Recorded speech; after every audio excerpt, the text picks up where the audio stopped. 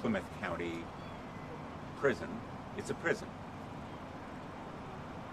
They're calling it detention, but Zia is in prison, and there is no reason for him to be in prison. In fact, for him to be in prison is an outrage. I have never been so angry or ashamed as to be with him this morning in a prison away from his family when he has done nothing wrong. He has done nothing criminal.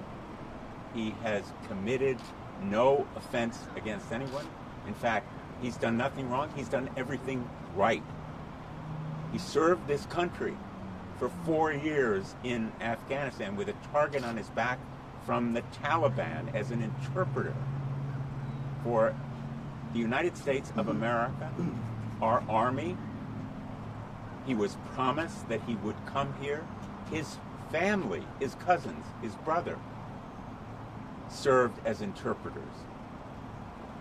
And he came here after waiting for 4 years in Pakistan, having escaped from the Taliban,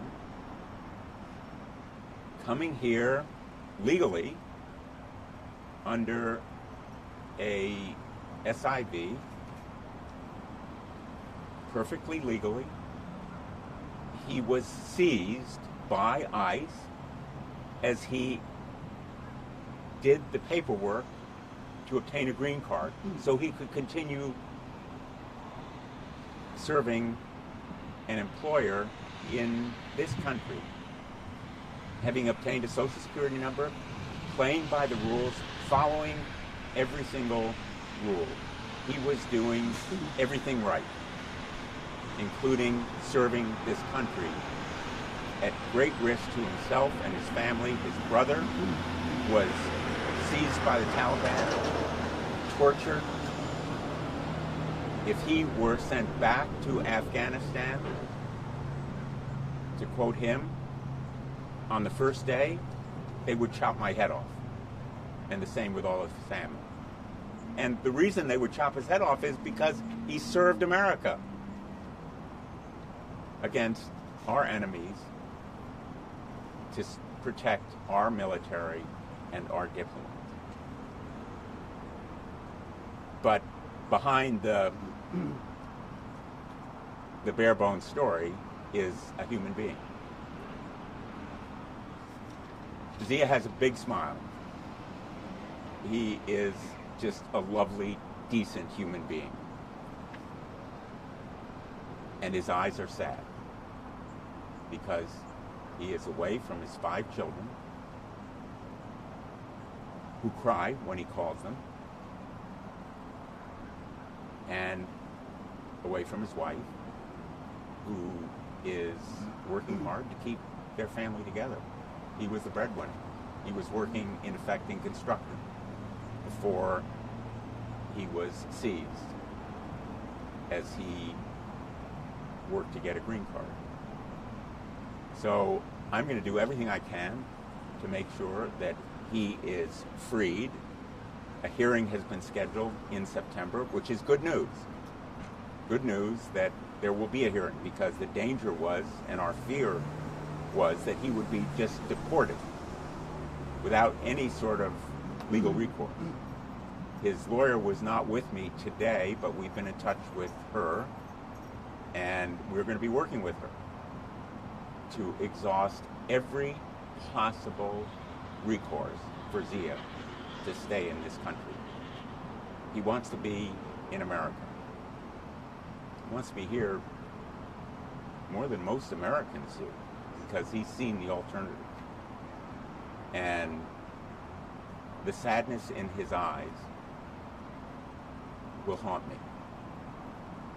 The only reason he's in that prison is because ICE has to make a quota.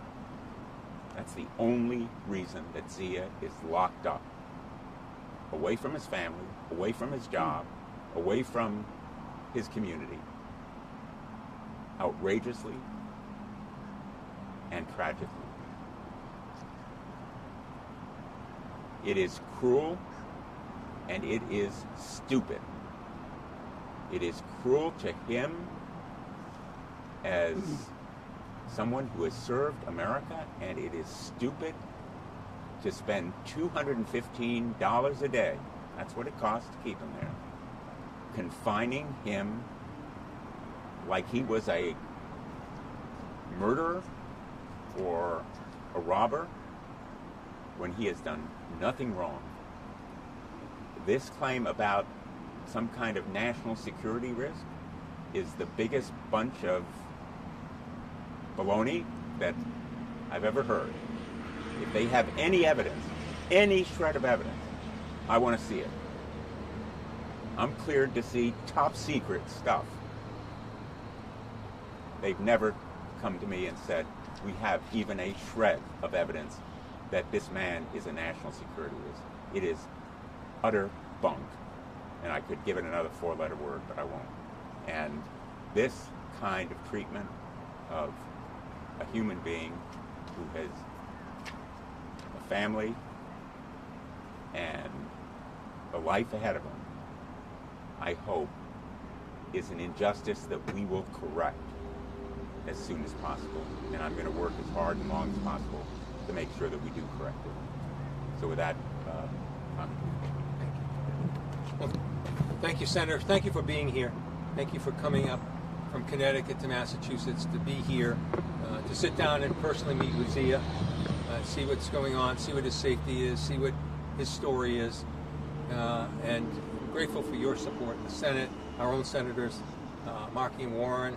Our office was contacted by Congresswoman Jahana Hayes as well, and asked me to, do what I could to be here. But the reason I'm here predates by years and years, several years, anything that happened to Zia. The reason I'm here is because I've gone to Afghanistan while the war was waging there. And I would ask the military there, as was my custom, is there anything I can do? If there's anything I can ever do to help you, let me know. And the one request that they made was to come with them, come to the village at night when it was dark and safe, and to meet with people that were saving their lives, people that were interpreters, like Zia, people that knew where explosive devices were buried and were warning them, people they considered their brothers. And as an American, I asked some of these people, why are you risking your lives to do it? And I remember one instance where a man pulled forward his little son and said, this is the reason I'm doing this. I want to be like your country. I want him to have an education. I want him to be free. It's that dream that the people like Zia have, and the way they viewed our country, that allowed them to risk their lives to save our troops. And it's those troops who want us to be here. It's groups like Afghan Evac that are here representing our troops because the promise was made. And this is nothing but a disgusting betrayal of that promise. A promise made to the people that risked their lives, like Zia, but the promise made to our own troops that we would take care of those people that took care of them. And so we're here in Zia's interest, which is, as the senator described, is just absolutely outrageous. He played by the rules. I spent over an hour talking with him last Friday, talked to his lawyer for over an hour, and I've got to tell you, there is nothing in that whole process that he didn't do, that he wasn't asked to do, that he wasn't willing to do, that didn't conform to the rules and the laws that we have. He was given approval, chief of mission approval, at our U.S. Embassy for a special immigrant visa. He was on his way to get a green card. He was here illegally, although initially, and this is like a moving pattern of lies, I think, with ICE. Why did they do this? Well, the first thing we heard, talking mostly to the press, well, he was here illegally. He didn't come here properly. Well, we just told you, looking at the process, that was undertaken. He did everything he had to do. He got that special immigrant visa. He got that chief of mission approval. They knew he was flying to JFK Airport with his family. And in fact, he was conforming to that process to get a green card to stay and work here, like his brother is, like his cousins are, because he obeyed the law. He was there for the first stage of that, and in East Hartford, walked out of that Citizenship and Immigrant Center, and as he walked out the door, was greeted with 6 men with masks in a van who detained him.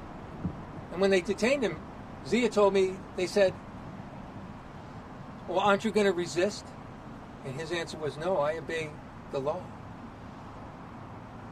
And so that betrayal of what the promise that was made by our country, by our troops, is the reason we're here.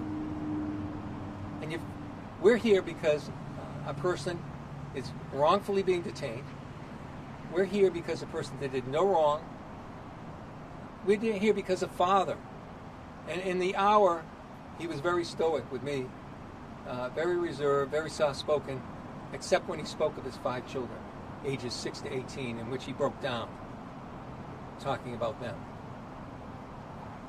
He's a husband, a father, a family man, a worker, a person that came here because he values the promise of America, and that promise is being broken.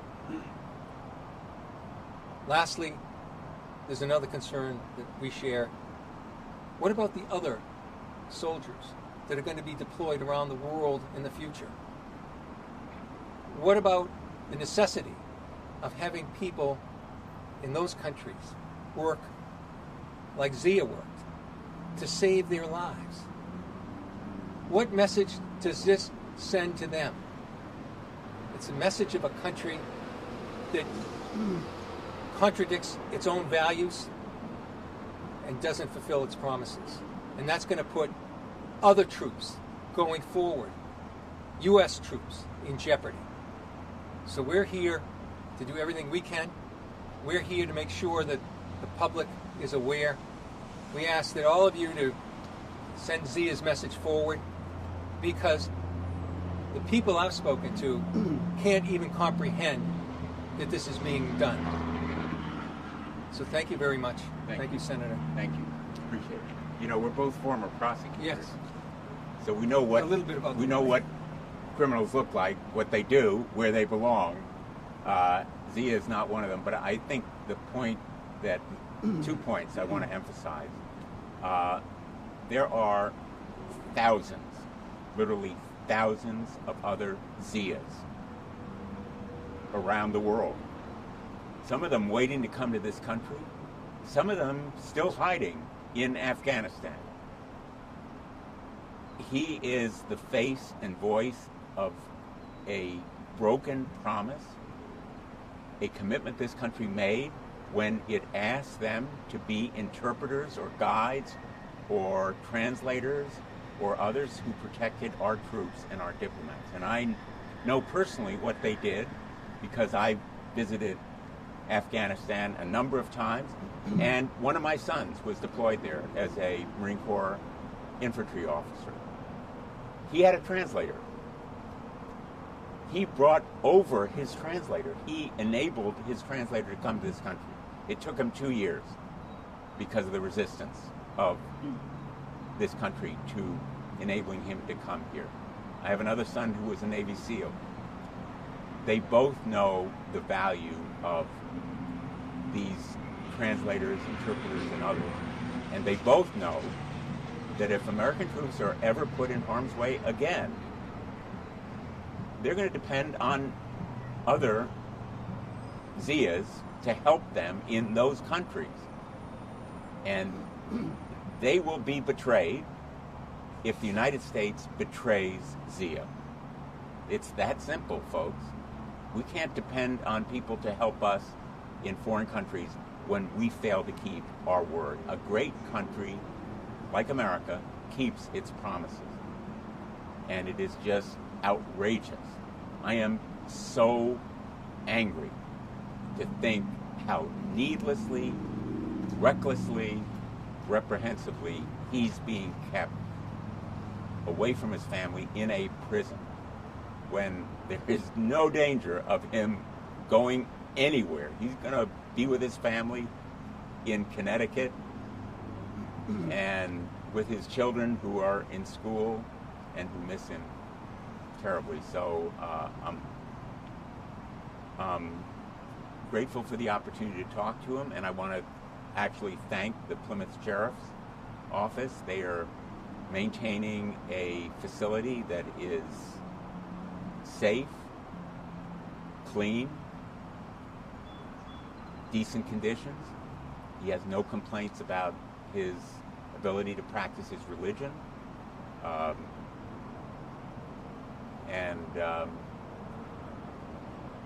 He ought to be free. Did you want to say something? Hi everyone, my name is Jessica Bradley Rushing and I'm the Chief Communications Officer at Afghan Evac. Afghan Evac is an organization that was stood up just after the fall of Kabul to help ensure that the promises we made as a country to our Afghan allies are being kept. We've worked over the course of the last few years with the U.S. government to build what was known as Enduring Welcome. It was our country's safest, most secure legal immigration system that we've ever had in our country's history.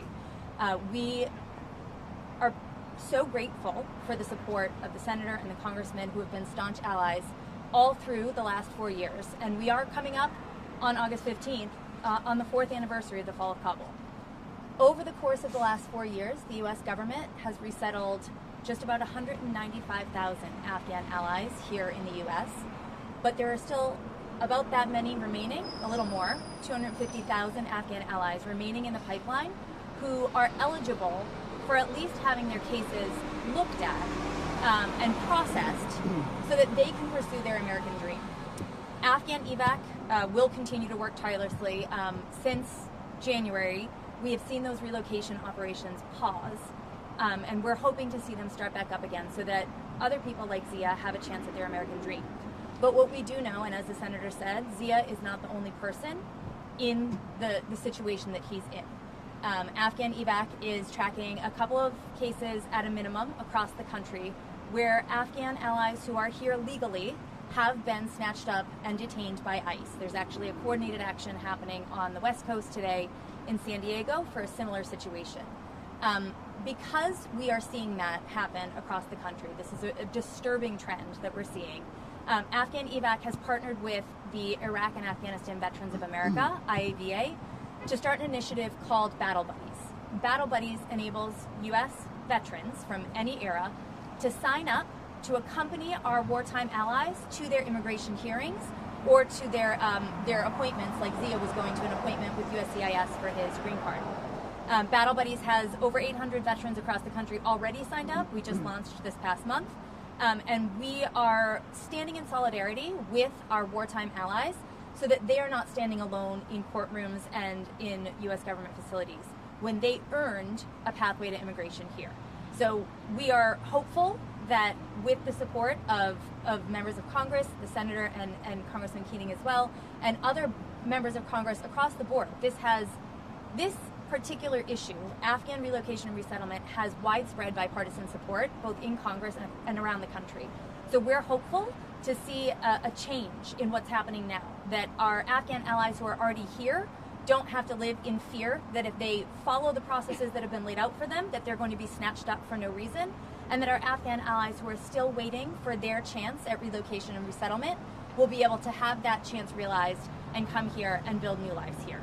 So thank you everybody for coming out. Thank you so much, Senator, and thank you so much, Congressman, for all the support that you've given all along, and thank you all for bringing this issue to light. Thank you. Thank you. Well said. Any questions? Jessica, Yes. can you speak to generally the process, not just now, but even under the past administration, how long it takes one of these interpreters or somebody who worked in the military to get citizenship? Obviously, it took years to get to this point. Yes, so, I mean, there's no single range, but it takes too long is the answer, right? So for someone like Zia who was applying for a special immigrant visa, he had to put in all the paperwork that's required to prove that he worked for the U.S. And the onus of that application process is on the applicant. So he had to keep track of the folks that he served alongside. He had to be able to prove that he was employed. He had to get a letter of reference from someone, and then you submit it to the U.S. government. And there's a specific unit within the State Department, the Afghan Special Immigrant Visa Unit, that sort of processes all of these applications. We know in some cases it can take years and years and years for someone's application to get approved. Zia had that approval. He had the Chief of Mission approval. The processes were improved a lot over the last 4 years. We were seeing more visas being issued than ever before. But unfortunately, that has slowed down a lot in the past few months. We know that there are still well over 100,000 individuals who are in the pipeline. I don't have the exact number, but I can pull it up if you need it, who already have the process is already underway, and they're seeking Chief of Mission approval or already have it. And for those people right now, it's a trickle of approvals, and we know that we need to get back to where we were issuing more like 1,000 a week. Sorry to interrupt. I was just wondering, is there anything that Zia could have done at all to maybe avoid this, or is it really just on the timing of the process? I mean, unfortunately, I don't know if you have an opinion on Well, that. here's what he could have done. He could have broken the rules. He could have gone into hiding. He could have concealed himself or his family. He lived in the open. He was doing everything right. And he chose to follow all the rules and be a good guy. He chose to serve this country. So, no, there's nothing he could have done differently. There's no single rule that he broke. In fact, he was seized while he was applying for a green card right there in the open. He made an appointment beforehand. It just boggles the mind. And again, the only reason is ICE is trying to make its numbers. ICE has quotas. The president said he wants to up those quotas, and Zia is a victim. Yeah, there's one important thing in that regard that you should all understand. He was being removed under an expedited removal process. That process allows them to avoid any hearing, allows them to just take people and ship them out. And no hearing, no due process, no constitutional protection.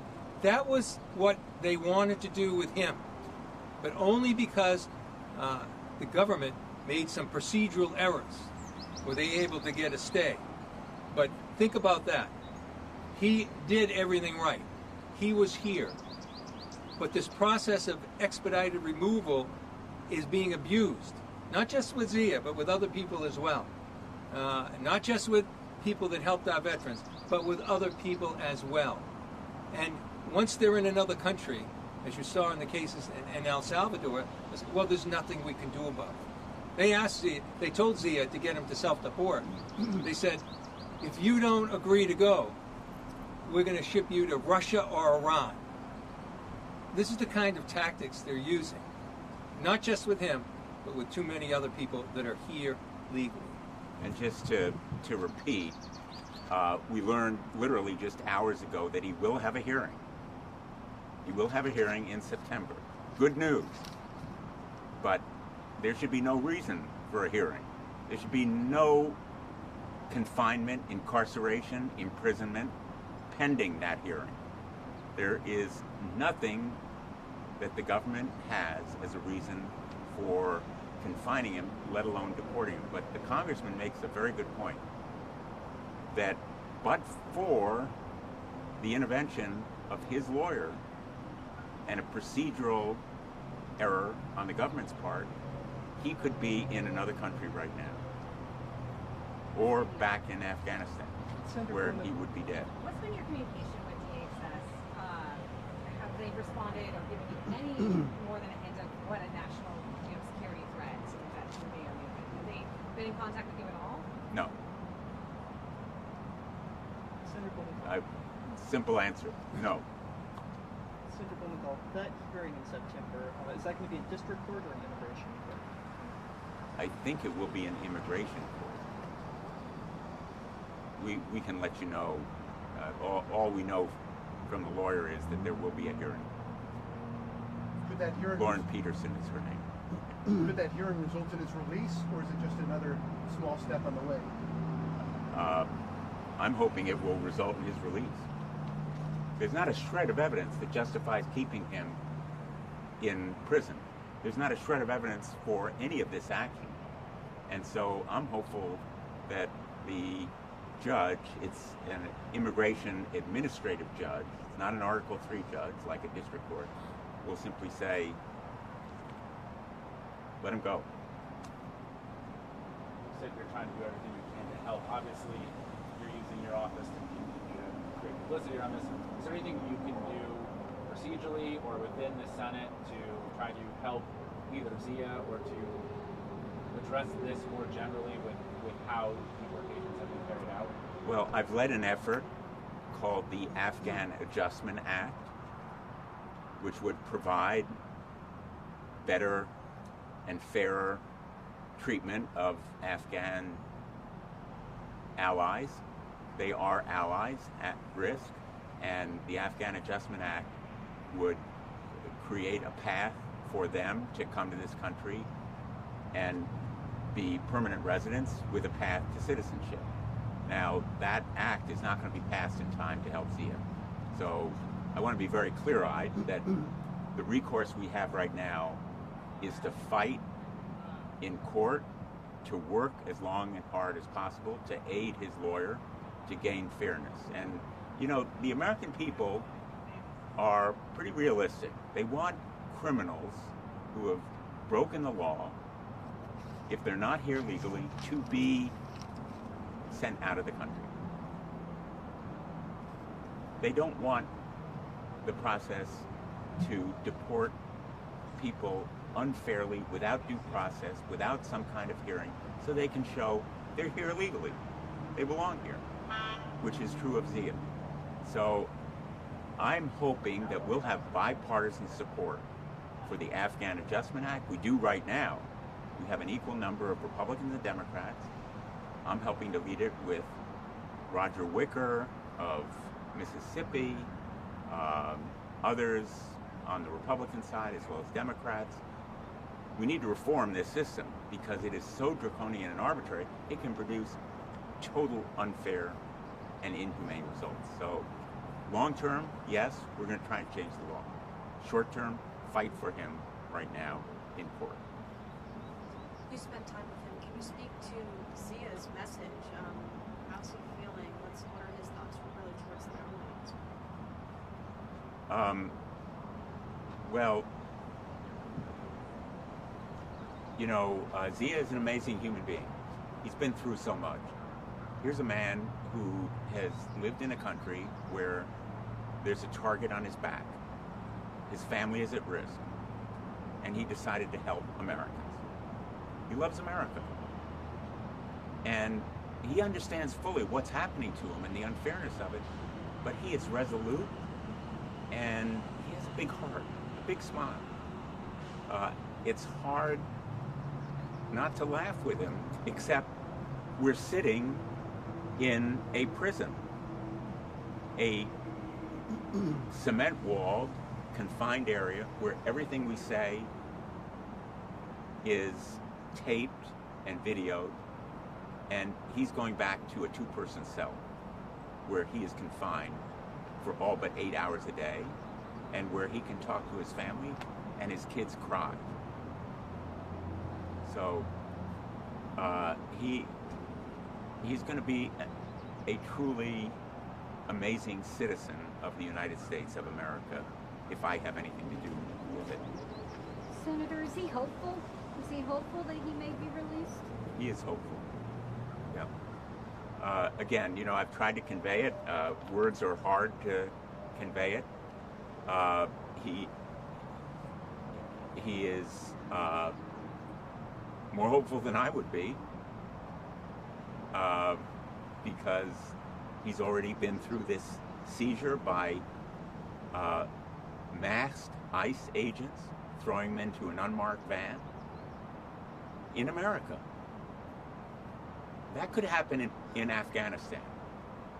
It shouldn't happen in America. And yet he loves this country. You know, he wants to be an American. And all of his family, I should just emphasize again, it isn't he alone. All of his family, his cousins, his brother, one of his brother was captured and tortured by the Taliban. He knows full well what freedom means. You know, on the day we celebrate Veterans Day or Memorial Day, Zia's going to be right there at the head of the parade. And I also want to say thank you to Afghan Evac for the great work that you are doing, and for the work that our veterans are doing. You know, the staunchest, steadiest, strongest advocates for these Afghan allies are our veterans, because they feel they were part of that promise.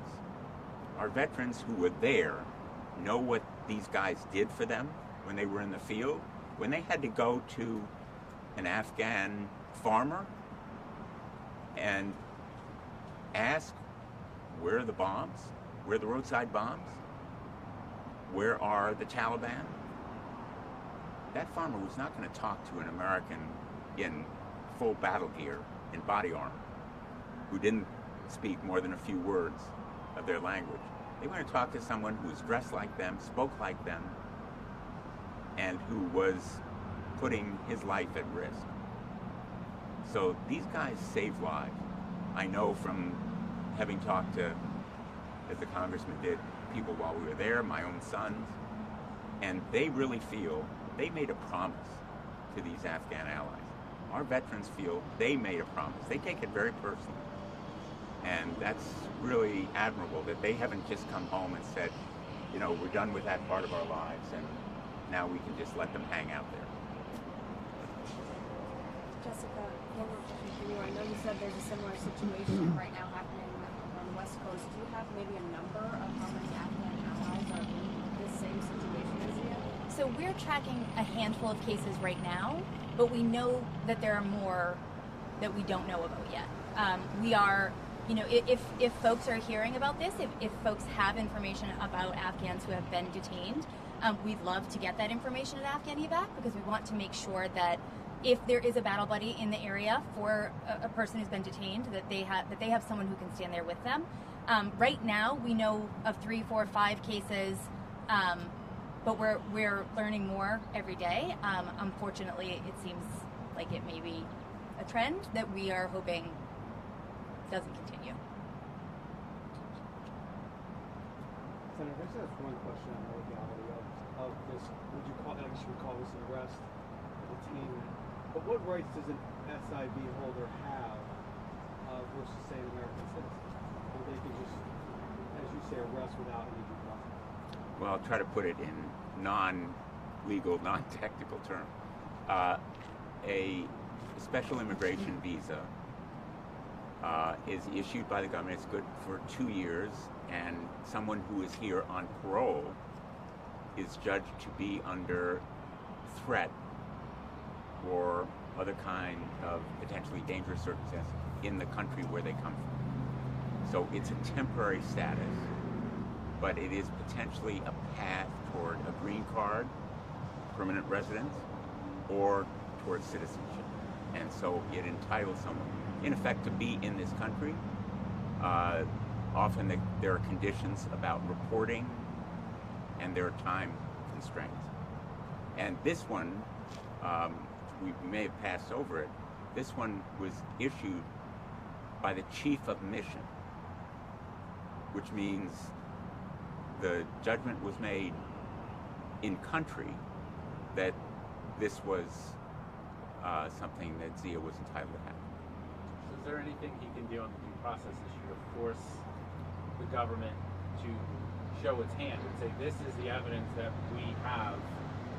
Obviously, you don't think there is evidence, but is there anything he can do procedurally to say, put up or shut up with the evidence? Well, that will be something done in court. I don't want to prejudge what his lawyer will do, But at the same time, I'm going to be demanding to see any evidence in a classified setting about any kind of national security threat posed by this individual. I have a right to see that evidence. I'm a member of Congress. We have top secret clearance. There's no reason to hide it from us. We won't be able to talk about it if they have anything, but we will be able to say they have nothing. And I fully expect that's what we would say in response to this demand. And the likelihood is, frankly, they'll say, well, don't call us, we'll call you. Shouldn't the president be making sure that his troops are not arresting American citizens and anyone who's in the country completely illegally? The buck stops with the president, yeah. I mean, I don't want to turn this case into Zia versus Donald Trump. This is ICE acting arbitrarily, unlawfully. Ultimately, the buck stops with the president because he's the one who has told ICE to make the quotas. I'm sure he's never been briefed about Zia, but he knows it's happening. And ultimately, it's his responsibility. Okay, thank you, everyone. Thank you. Thanks for being here.